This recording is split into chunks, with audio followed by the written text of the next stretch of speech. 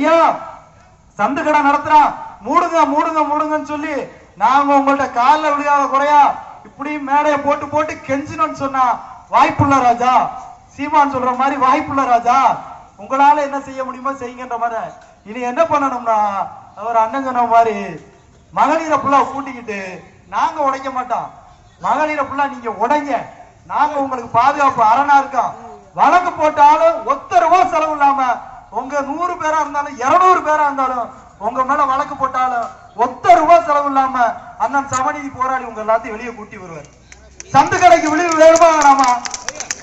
உங்க ஊர்ல இருக்கக்கூடிய சந்து கடையெல்லாம் நிறுத்தணுமா வேணாமா? சொல்லுங்கம்மா. நிறுத்தணும்ல. அப்ப ஒரு வாரத்துல நாங்க ஒரு முடிவெடுத்து இங்க இருக்கக்கூடிய மாவட்ட செயலாளர் மற்றபடி மாவட்ட ஒன்றிய பொறுப்பாளர்கள்ட்ட சொல்லுவோம். அது மாதிரி நீங்க நடக்கணும். அதுல எந்த பாதிப்பு வராம எங்க பொறுப்பாளர்கள் நாங்க எல்லாருமே 100% உங்களோட உண்மையா உறுதுணையா இருப்போம். ஆனா நாங்க சொல்றதுக்கு நீங்க ஒத்துழைப்பு கொடுக்கணும். கடந்த கிட்டத்தட்ட ஒரு 3 மாசத்துக்கு முன்னாடி இங்க இருக்க கடையில லாட்டரி சீட்டு வைக்கிறாயா அப்படின்னு சொல்லி பத்திரிகையிலயும் டிவிலையும் ஒரு விளம்பரம் வந்துச்சு, செய்தி வந்துச்சு. அந்த செய்தியை பார்த்துனாச்சும் அவங்க திருந்துவாங்களான்னு பார்த்தா அதுக்கப்புறம் ரொம்ப தீவிரமாக நம்மளால கோபால்பட்டியில லாட்டரி விற்பனை சிறப்பா நடக்கும். ஐயா காவல் உதவி ஆய்வாளர் அவர்களே, காவல்துறை அதிகாரி அவர்களே, இந்த லைன்ல ஃபுல்லாம லாட்டரி தான். சந்தையா இருந்தா காலையில வெள்ளரமா வந்து பாருங்க, இல்ல ஒரு நாள் டியூட்டி அங்கன போட்டு பாருங்க, எழுத்தாப்புல பூத்து வேற இருக்கு, காவல்துறை பூத்து வேற இருக்கு. செங்குறிச்சி பஞ்சாயத்து குறும்பவட்டியில அலெக்ஸ் பாண்டியன் ஒருத்தர் இருக்காப்ல, திமுகவோட முக்கிய பிரதிநிதி. 24 ஹவர்ஸ் சரக்கு வைக்கிறாப்ல. இந்த வீடியோ ஆதாரத்தை வீடியோ புட்டேஜாவே எடுத்து ஆதாரத்தோட கொடுத்தா என்ன இது வரைக்கும் நடவடிக்கை எடுத்துருக்கீங்க? இப்போ அந்த பால் கடையில வச்சு பிரிட்ஜுக்குள்ள வச்சு எடுத்து கொடுத்துட்டு தான் இருக்காரு. அதுவும் வெயிலுக்கு இதமா கூலிங்கா கொடுக்கிறாரு, கோட்டைய கூலிங்கா கொடுக்கிறாரு. என்ன நடவடிக்கை எடுத்தீங்க? அவர் அது மட்டுமா பண்றாப்ல? மணல் திருட்டு, மணல் இருக்க 2ஆம் நாள் திருட்டுத்தனமான தொழில் திமுக காரன் தான் பண்றான். திருட்டு திராவிட முன்னேற்ற கழகம், திருட்டு முன்னேற்ற கழகம், திருட்டு திராவிட முன்னேற்ற கழகம், இன்னொரு தீய முன்னாடி சேர்த்து திருட்டு திராவிட முன்னேற்ற கழகம் சொல்லி கட்சியோட பேரே போற போக பார்த்தா மாத்தணும் இருக்கு. அப்படி ஆயிடுச்சு இந்த கட்சியோட நிலைமை. அப்பா காப்பாத்துவாருன்னு சொல்லி எங்க தாய்மார்கள்லாம் செத்து மடியுறாங்க, தங்களோட பிள்ளைகள்லாம் செத்து மடியுது, விபத்துக்கள்ல செத்து மடியுது.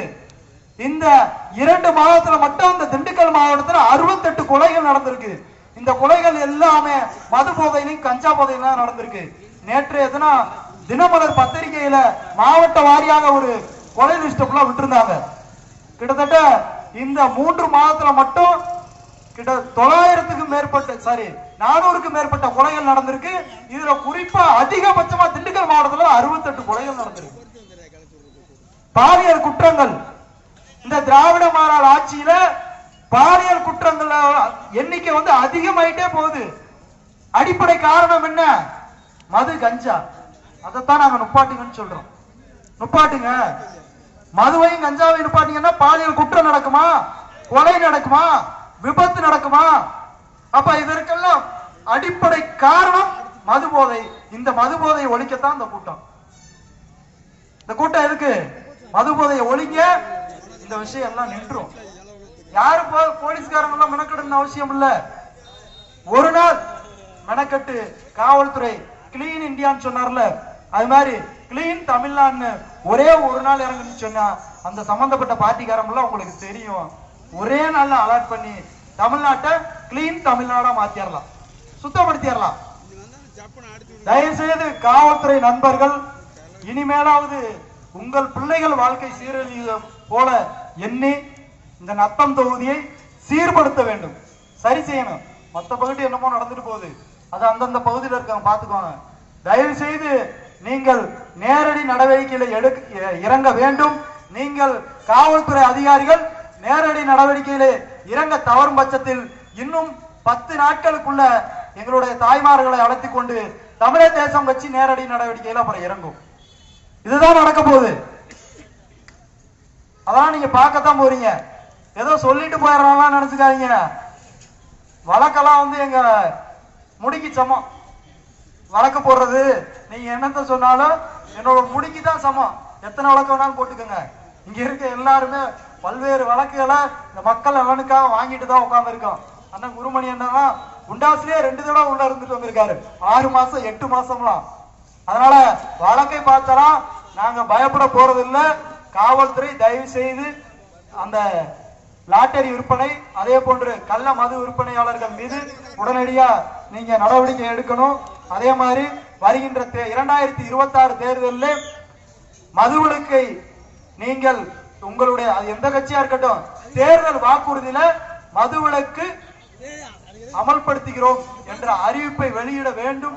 யார் அறிவிச்சாலும் சரி மதுவிலக்கை அமல்படுத்துகிறோம் என்று சொல்கின்ற கட்சிக்கு உங்களுடைய வாக்கை செலுத்துங்கள். அதே மாதிரி இன்னைக்கு வந்து கூட்டம் போட்டோம், இன்னைக்கு இதை நம்ம கேட்டுட்டு போயிட்டோம் இல்ல, மக்களுக்காண்டி நாங்கள் 24 மணி நேரம் 24/7 வருஷம் 365 நாளும் இந்த மக்களுக்காக உழைக்க தயாரா இருக்கோம். தேர்தல் காலத்துல தலைவர் வர்றாரு, தலைவருக்கு தெரியும் நல்லவர்கள் யார் கெட்டவர்கள் யார், யாருக்கு நீங்கள் வாக்கை செலுத்த வேண்டும் என்று உங்கள் குடும்பத்தில் ஒருத்தராக இருந்து தலைவர் அன்றைக்கு முடிவெடுத்து சொல்வார்கள்.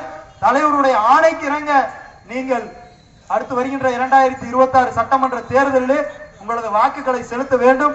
அப்போதுதான் இந்த முத்தரையர் சமூகம் இந்த வளையர் சமூக மக்களின் வாழ்வு மேம்படும் என்று கூறிக்கொண்டு இந்த நல்ல ஒரு வாய்ப்பை இங்கு ஏற்படுத்தி கொடுத்த அனைத்து நிலை பொறுப்பாளர்களுக்கும் தாய்மார்களுக்கும் சமநீதி போராளி அவர்களுக்கும் நெஞ்சம் நிறைந்த நன்றிகளை தெரிவித்துக் கொண்டு நன்றி கூறி விடைபெறுகிறோம். நன்றி, வணக்கம்.